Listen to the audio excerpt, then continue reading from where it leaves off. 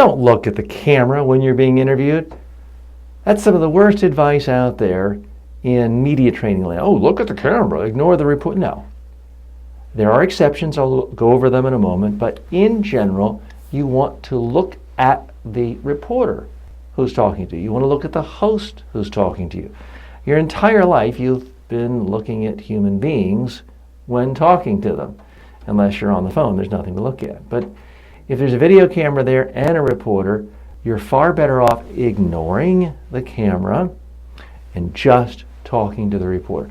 There are a couple of exceptions. A local news crew could come out to you, just the camera person, and they might say, just look at the camera, ignore me.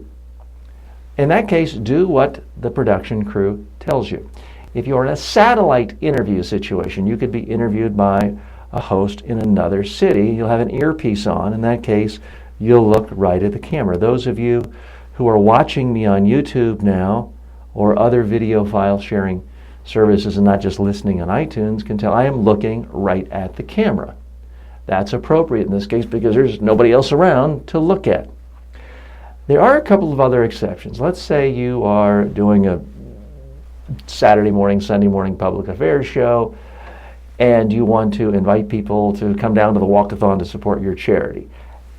At some point during, let's say a 5 or 10 minute interview, you could turn to a camera and say, that's why we want all of you at home to come on down to support us. The tricky part is, though, if there's 3 cameras in the studio, you might not know which one is on.